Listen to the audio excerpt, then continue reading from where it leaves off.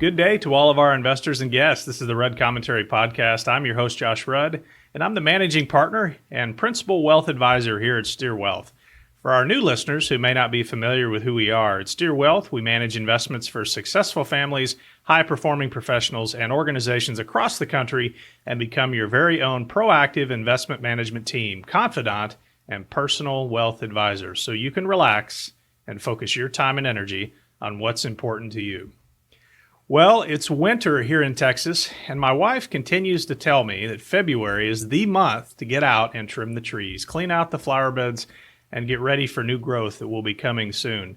I learned a long time ago that in order to really maximize growth in all of our landscaping, trees, and plants, as many of you may know, you need to get out there and do that February trimming, which is absolutely critical. Removing those dead branches and obstructions can make a huge difference, not only in growth, but also strengthen your prized green lawn ornaments in case of a tough year in terms of weather, drought, or in our case, a few years ago, an attack of those green army worms that came through our property and pretty much destroyed and ate everything. So the point is, even though we hope the spring and the summer will only send opportunities for growth, we definitely want to prepare for the bad. After all, the weather's like the economy, right? We're sure it's going to be like all the experts say, and then it's not. So let's jump right into the topic that I wanted to talk about today. This opportunity to trim and prepare for growth is very much like what investors should be considering as we move through February here in 2024, looking ahead to the months to come. Now let's talk about 2024. What an outstanding year for investments. This has caused many investors to look at some of those lofty valuations, especially in some of the concentrated group of tech shares that we're all watching, and wonder what's next. You might be asking yourself, can my investments move higher? What's in store for stocks and bonds if we move into a recession? And after all, with these high interest rates, what's going to change? These are all normal questions to have at the beginning of every year, but also after the exceptional year we had in 2023. So how are you going to continue to set yourself up so that you're prepared to take advantage of every opportunity that presents itself, even if the financial weather doesn't turn out the way we expect? Well, in February, I like to grab my financial pole saw and start trimming all the dead branches that I can reach so that my personal money tree takes off when it warms up and starts to rain, or I have strength in my portfolio and have plenty of excess cash to withstand a potential short-term drought. So let's talk about a few things that investors may need to trim to get ready to take advantage of the opportunities in 2024. And like I often do, I'm going to do my best to split this up for different investors at different life stages. So let's jump into investments first, because that's probably what's on everybody's mind as they're thinking about trimming and getting ready for that growth in 2024. So professional money managers like Steer Wealth will work hard to upgrade the value and quality of an investment portfolio during times like this to try to prepare for the unknowns in this next year, right? 2024. We never know what's going to happen because we don't have a crystal ball, but we definitely want to be ready. So here's a few things that professional money managers do and that you should think about doing as well. Take some money off the table after a good year. That doesn't mean to sell your winners. Hopefully, we've all had positions in our portfolio that have done extremely well last year or maybe the last several years, and that doesn't mean to sell our positions just because they're doing well. That's one of the most common mistakes that I see for individual investors. What it does mean is that if investments are priced for perfection, realizing that perfection is very rare, and it may be prudent to trim some of those gains at these lofty valuations. And then you've got some cash to invest in more timely opportunities.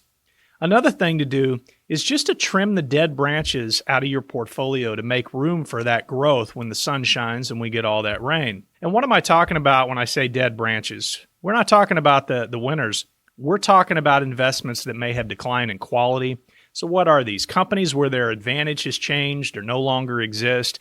Companies in an industry that may be consolidating or falling out of favor. Or really, if something just no longer fits the goals of your investment strategy. This could be in terms of income, tax status, maturity when we're talking about it, bonds, all sorts of things. But the real key is if you're not working with a professional money manager to really take a good hard look at each one of your investments and make sure that they're still in line with your investment policy. So what do? We've trimmed the branches. I don't know if y'all are like me, but I walk around with that pole saw and I end up with a big pile of dead leaves under each tree. And then I tell my kids to go pick them up, right? Because that's probably my least favorite thing when I'm trimming around on the property. What do we do with all that? Well, we don't have to take them to the burn pile. When we're talking about investments, we need to focus on looking and deploying that cash into higher quality. So taking a look at other industries, companies that are really in the right place at the right time. And what am I talking about? Those that have healthy margins, that are not getting pressured right now in the changing economy, those that are really high quality free cash flow generators, innovative companies with new technologies, or firms making advances in productivity. Those are exciting for a money manager to find, and those are what individuals should be looking for as well. And stocks are not the only branches that we need to be trimming. Fixed income is a big opportunity, and probably a bigger opportunity in many respects, to trim as far as quality. So we really need to look at any credit rating downgrades. We want to make sure that we understand what we own. We understand, especially in the cases of municipal bonds, we understand where the revenue is coming from. We want to make sure that quality's there. We want to make sure it's simple to understand, and want to make sure the credit rating is there, that it's representing the quality that we want in our portfolios. Because with a lot of bond type investments, we can have downgrades throughout the year, or we can have a municipal bond issued from a state that we're not agreeing with some of the tax policy or some of the social programs. And this is definitely a good time to review that, to make sure that we are holding investments that we understand and that are in line with our long-term investment policy. So now let's move from stocks and bonds on to our investors that may hold some real estate properties. Real estate is a real hot button of mine, especially with the growth we've seen since 2009, 2010. We've had an incredible increase in property values over that period. It's really important to make sure we're always polishing those assets. That was a phrase that my father told me a long time ago. He was in the real estate business, and I've got that stuck in my mind that we always need to polish our assets, reinvest in our properties, do the simple maintenance items, but really make sure that they're being taken care of. We're keeping them up. We're doing that maintenance. We're not coming to the market 20 years later with hundreds of thousands of dollars in deferred maintenance in our real estate portfolio, which my real estate investors know that makes those properties very, very difficult to sell when you're ready. So what does that mean? Real estate is a lot less liquid than stocks and bonds, and in many cases is one of the most illiquid asset classes out there. So what should you be looking at when we're talking about trimming the dead branches? Those of you who own real estate, you know the ones I'm talking about, that maybe you're in a poor location that just continue to be a maintenance problem. You continue to have water runoff, flooding problems, things like that. They're not the ideal properties and not what you thought, what you invested in. This is a great opportunity in a strong real estate market to put those out and replace those with higher quality properties. So we definitely want to treat real estate assets very similarly in terms of quality and investment policy expectations as we would a stock or a bond. Yeah, they're less liquid and they're harder to move, and sometimes we have a larger proportion of our net worth in each investment. However, we still need to polish those assets. We still need to take care of our investments, and we should not be afraid to do a similar swap, either for tax reasons, quality, location, on a real estate investment as well. This is a great time to do it. We've got a lot of folks moving into the Dallas-Fort Worth area who need access to properties. A lot of investors are willing to put up the money. This is a great time to do that. And you shouldn't ignore that asset class just because it's not a stock or a bond. One other thing, on a side note, as someone who's owned rental properties in the past, is this is a good time to evaluate the location of your properties and your tenants. I know that I run across situations where, a lot of us here in the South and Texas have really big hearts and we want to help out folks, but we get caught up in these properties where we're not charging market rates. And then unfortunately, we end up attracting tenants that maybe don't take as good of care of our investment or are costing us a little more money in terms of maintenance and those things. It's really a good time to step back, reevaluate what the market rent rates are if you have real estate assets, and make sure that you're not charging a rate that's below market. If you are charging a below market rate and that's important to you and you want to, that's fine, but you must confront two facts when we're talking about real estate.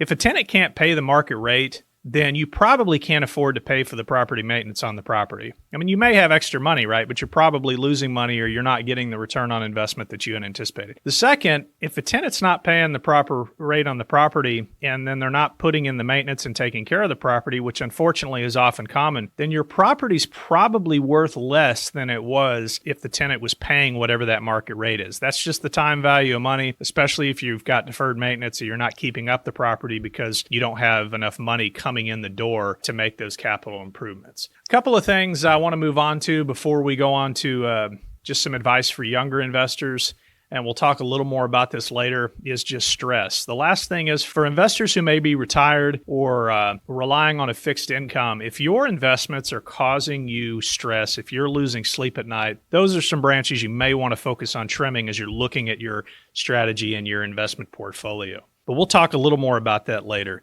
In general terms, times like this are a good opportunity to review your investment policy and ensure that your investment holdings are in line with your long-term goals and objectives. Okay, let's move on to just a short segment that's really geared towards some of our younger investors, and some of our more experienced older investors may find this interesting too. But let's talk about some of the money wasters that it's a good time to review during this February trimming period. And most of this, like I said, will impact our younger investors. So this is also a great time when you're walking through with that financial pole saw and trimming some of the dead branches to look at some of the money that's being wasted via a lot of these hidden automatic drafts that maybe you forgot about on credit cards in your bank account. And let's just walk through these. I mean, how many streaming services do we need? Go through your credit card statement every month and really take a look at what's coming in, or your bank statement. You'll probably notice that there's some things that you haven't watched in a while, or maybe some things that you just forgot how to cancel. $8 a month here and there really starts adding up, and that could be money that's put into a Roth IRA. E-magazines, music, productivity software, Office, Adobe, social media, LinkedIn Premium, shopping, Amazon Prime, and yes, for our younger single investors, dating apps. Please go through your statement. This is a great time of the year, and start eliminating some of these things that you don't use or that you don't get a lot of value on. And I'm willing to bet investors in their 20s and 30s can probably generate a couple $100 a month if they really go in with that pole saw and start trimming some of those dead branches. Some other things to look at for our younger investors, as you move from kind of a young adult to an adult, it may be time to reevaluate some of those collections that you're pouring a lot of money into that probably aren't going to have a big return on investment. It's fun while you're a kid to collect baseball cards and do things like that, but if you've got 14 Stanley Cups that cost, $30 or $40 a piece, probably money that you can spend elsewhere. I mean, we really only need one cup, right? Another thing that I see all the time when I come into work is the line going into one of the new popular coffee shops here. Make coffee at home. I mean, there's no reason to drive through every morning, some of you twice a day, and paying $6 for a cup of coffee. You could probably generate almost a car payment by the amount that a lot of you are spending going through. I know that it was something that I found interesting when I looked at my statement, how much I would spend at Starbucks way back when, but it's just something that we don't need, and we can generate a lot of additional income for opportunity down the road. Probably the most obvious for younger investors is just really thinking about how much return on investment you're getting from eating out. A lot of these things become a habit. It's just something to think about. And along with that eating out point is a lot of us forgot how to tip. I think it's become the norm now to tip 20, 25%. If you want to do that and give charitable contributions, you could probably go back and listen to our podcast on making a bigger impact to your charitable dollars to organizations where you can really make a difference. Let me review what I learned early in life with tipping. 15% is the standard tip when you're eating out, 10% if the service is not good and you just want to be charitable, and 20% if the service is truly outstanding. And when I say truly outstanding, that doesn't mean they did their job. I mean truly outstanding in the 90th percentile. And what I find is that, every place we go now, whether it's the dry cleaners or it's, the coffee shop or just places, everywhere's asking us to tip. And I just think that's gotten a little bit out of hand. And if you really think what you can use that money for, adding money into your Roth IRA, putting into a 529 plan, it really adds up.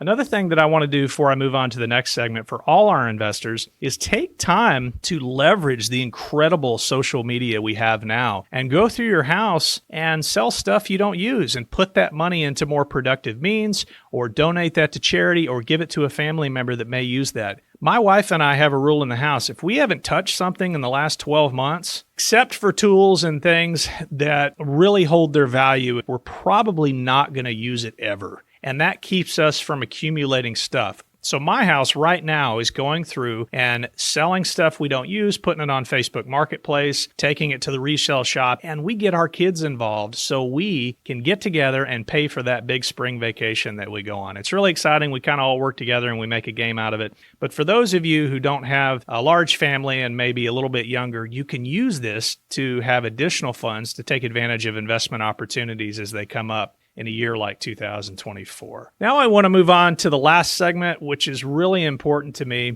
And this is about time. When we're walking through and when we're trimming the dead branches and focusing on growth in 2024, like we talked about in our last podcast, I want to make sure that I have the time to do that. We all get so busy, and definitely in the spring with sports activities with our children, whether we're preparing for retirement or preparing for this or preparing for that, we just all need more time. So I want to share something with you. A few years ago, I came across a scientific study that explained how most mammals have about 1 billion heartbeats in their lifetime. It shocked me.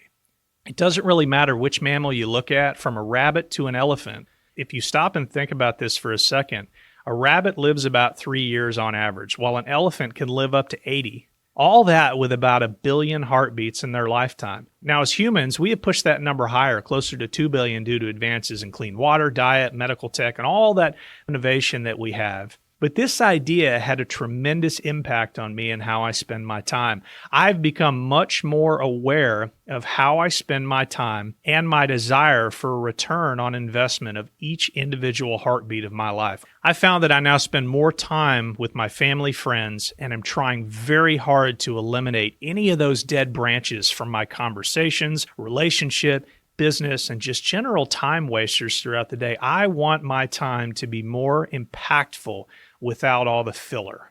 I also have a more highly developed attitude towards unnecessary stress and try to eliminate bad stress from my life. Now, some stress can cause positive change. I find it useful. I know that you're thinking that as well. But if someone or something is introducing unneeded stress, I work hard to eliminate it. If a person, time, or obligation, or in this case, an investment, is causing me to expend a higher level of heartbeats than I feel is normal, I eliminate it. I would encourage our investors, clients, and listeners to consider this as an important part of this February trimming program.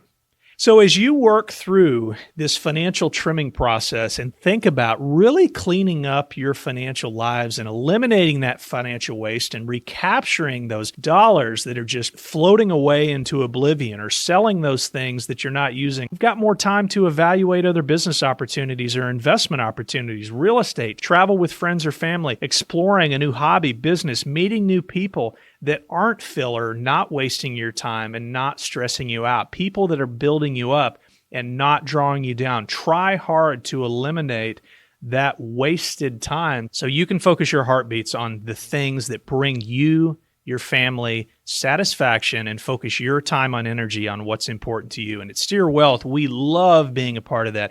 Managing money is not just about money. It's about putting each heartbeat you have left into something that you enjoy and really taking advantage of that passion you have for life and for those around you. Well, that was an exciting program. I want to thank you all for taking the time to listen today. If you enjoyed this episode or learned something new, please take time to rate our podcast and subscribe on Apple Podcasts, Google Play, or your preferred podcast platform, and never miss an episode. Also, if you know other investors that would enjoy the show, please share the Rudd Commentary podcast through email or on social media. We also like feedback on our program and ideas for future topics. If you have the time, we would really enjoy hearing from you. All of us at Steer Wealth would like to thank you, our investors and clients, for your trust. Thank you for allowing us to be your partner in your long-term financial journey. We take our role very seriously. Thank you very much for listening today. This is the Rudd Commentary. I'm your host, Josh Rudd, and from all of us here at Steer Wealth, invest long and prosper. The Rudd Commentary is distributed for informational purposes only and is not intended to constitute legal, tax, accounting, or investment advice. Nothing herein constitutes an offer to sell or solicitation for any offer to buy any security. All investment strategies and investments involve risk of loss, including the possible loss of principal invested, and nothing herein should be construed as a guarantee of any specific outcome or profit. Past performance is not indicative of future results. Any opinions expressed by employees of the Rudd Company, DBA, Steer Wealth, are opinions and do not reflect the opinions of any affiliates. The opinions expressed by guest speakers are their own and do not necessarily reflect the views of Steer Wealth or any affiliates. Guest appearances on this program does not imply Steer Wealth's endorsement of any entity, person, product, service, or investment. All opinions are current and only as of the date of recording and are subject to change without notice.